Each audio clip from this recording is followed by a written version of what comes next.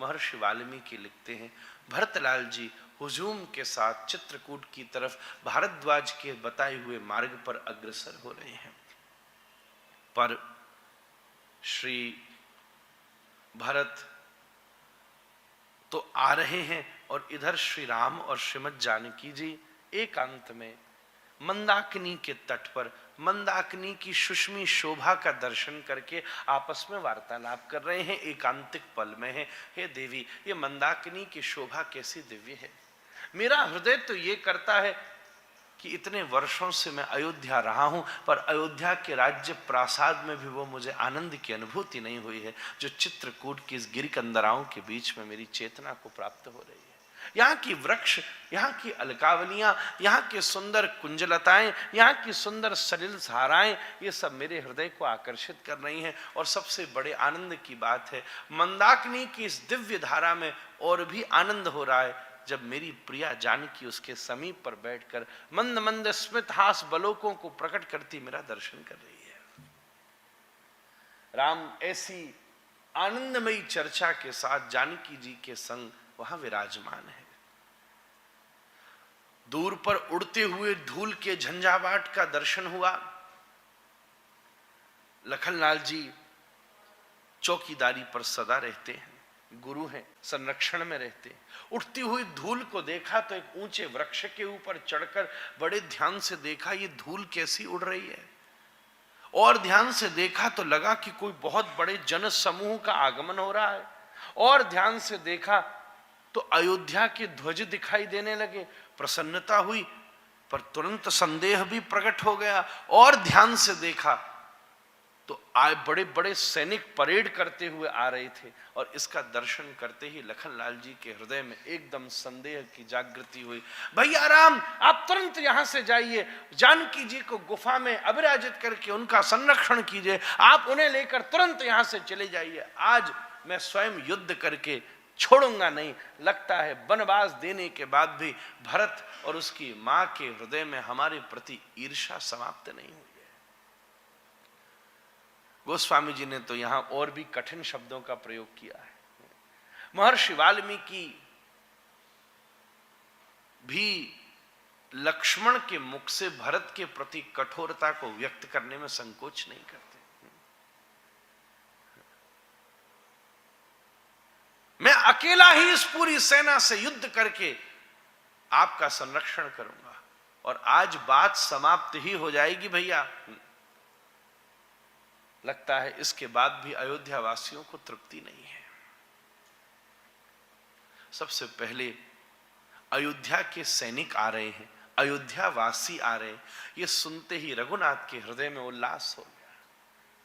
पर उस उल्लास के साथ जब लक्ष्मण के मुख से भरत के प्रति संदेह की जागृति हुई तो रघुनाथ के हृदय में पीड़ा हो गई।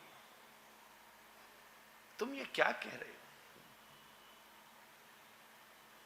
हे लक्ष्मण, मैं सब सुन सकता हूं, पर भरत का तिरस्कार नहीं सुन सकता।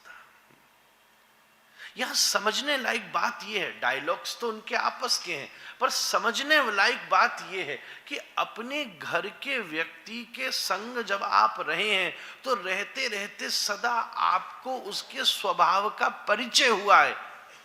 कभी किसी के कह देने से उसके स्वभाव का अवलोकन मत कीजिए। कोई व्यक्ति कुछ कह रहा है तो वो प्रभाव में कह रहा है कि अपने स्वभाव में कह रहा है।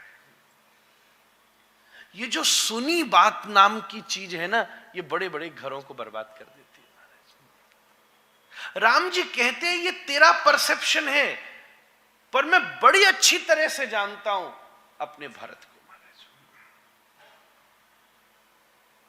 एक भाई दूसरे भाई को जितना जान सकता है, एक पिता जितने पुत्र को जान सकता है, एक पति अपनी पत्नी को जितना जान सकती है, एक भक्त भगवान को जितना जान सकता है, क्या अन्य व्यक्ति कोई नहीं जान सकता। संबंध की महत्ता है। इतनी जल्दी मत कर भैया, कुछ स्थान है मौन रहने के। मैं निवेदन करूं, कभी आपको क्रोध आ रहा हो तब मौन की जरूरत है। जबरदस्ती मौन की कोई जरूरत नहीं है। कई लोग कहते वाह नवरात्रि हमारा मौन है, अच्छी बात है, पर मौन के चक्कर में घर वालों को गुस्सा कर भाई बता दे क्या करना है। बात तो छोटी कहनी है पर 2.5 घंटे तक एक ही बात कहने में लग गया। बाद में कई बस इतनी कह रही थी कि रामू को बुला के चाय चढ़वा देना। क्रोध के समय मौन का महत्व है। और उन सब में सबसे महत्वपूर्ण बात है जब आपको किसी वस्तु की अधूरी जानकारी हो तब मौन का महत्व है। अधूरी जानकारी में कही हुई बात सदा बाद में परिणाम भूत पश्चाताप ही प्रदान करती है। राम कह रहे हैं लक्ष्मण तुम अभी विषय को जानते नहीं हो, तुम अपनी परिस्थिति के प्रभाव में किसी के चरित्र का चित्रण नहीं कर सकते। मैं थोड़ा सा उसको परिष्कृत ढंग से प्रस्तुत करने का प्रयास कर रहा हूं। लगता तो ऐसा ही है पर थोड़ी प्रतीक्षा करके देखो तो सही कि तुम जो कह रहे हो ऐसा ही है कि नहीं। किसी संबंध को बिगाड़ने में समय नहीं लगता, निभाते रहने में कठिनाई होती है। तपस्या खत्म करने में नहीं है, तपस्या अकेले चलने में भी नहीं है, सबसे बड़ी तपस्या सबको संग लेकर चलने में है। अकेले तो कोई भी दौड़ सकता है, सबको संग लेकर चलना इस दुनिया का सबसे तपस्वी आदमी। राम उसी को कहते जो सबको संग लेकर चले। उन्होंने नर भी नहीं छोड़े, बानर भी नहीं छोड़े। ऐसा अद्भुत विभीषण शरणागत हुआ। किसी के मन में यह बात भी आ जाए कि राम लंका के आकर्षण के लिए युद्ध कर रहे हैं तो उन्होंने पहली घोषणा कर दी भाई हमारे लिए तो राजा विभीषण है, हमारा वहां के राज्य सुख से कोई मतलब नहीं है,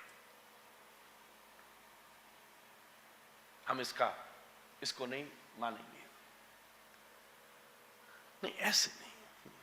तुम छोटे हो, छोटे बने रहो, कोई बात नहीं, आने तो दो। युद्ध जैसी स्थिति भी बनेगी तो युद्ध भी करेंगे। अभी भी तो अकेले ही लड़ना है अगर लड़ने आया होगा, और बात करने के बाद भी अकेले ही लड़ना है अगर लड़ने आया होगा। पर थोड़ा संवाद तो हो जाने दो। मैंने कल एक निवेदन किया था, बहुत सारी जगह क्योंकि संवाद नहीं हो पाता, विवाद इसीलिए होता है।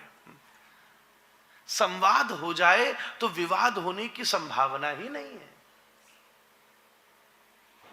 कल रात्रि में जब हम लोग बैठे थे तो मैंने एक सूत्र विनम्रता से कहा था कि अगर कैकेयी को राम के राज्याभिषेक की सूचना स्वयं महाराज दशरथ ही देते तो हो सकता है कि रामायण की स्थिति दूसरी हो जाए।